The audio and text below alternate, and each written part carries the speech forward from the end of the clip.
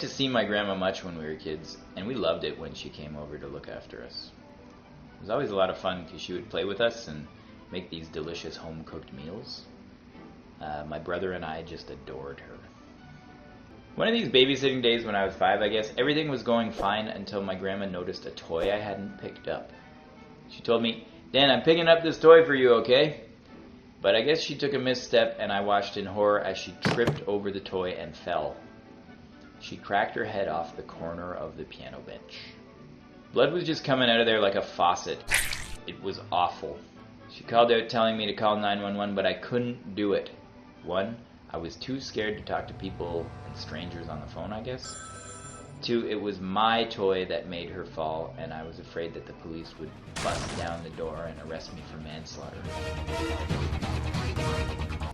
Anyway, while my poor grandmother managed to pull herself up and tried to stop the bleeding with the towels in the bathroom, I ran to my 3-year-old brother. I told him what had happened and what we had to do. Then I heard her calling 911 herself, holding a towel on her head. So I hid in a pile of laundry, trying to save myself from going to jail. I also hid my brother with me, and I used to think it was because I didn't want him to get arrested either. But now I think it's kind of because I didn't want him to rat me out.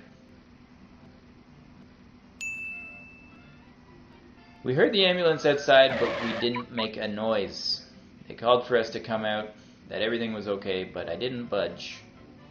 He was trying to take me away and lock me up. I knew it, and there was no way that I was leaving that spot. Finally, it was my grandma who had to plead with us to come out.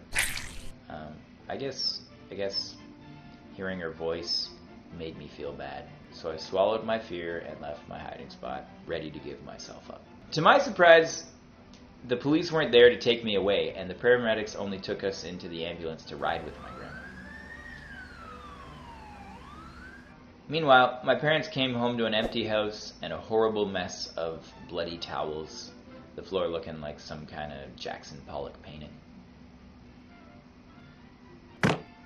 They were relieved to see us all okay, and when they finally arrived at the hospital, I was so happy to tell them about all the scary people who weren't so scary anymore.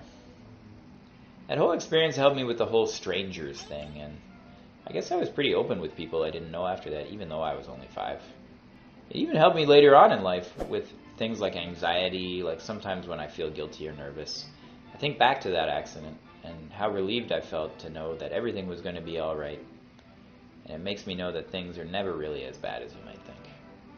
It's just one of those experiences that I look back on and laugh, though that might be a bit morbid of me.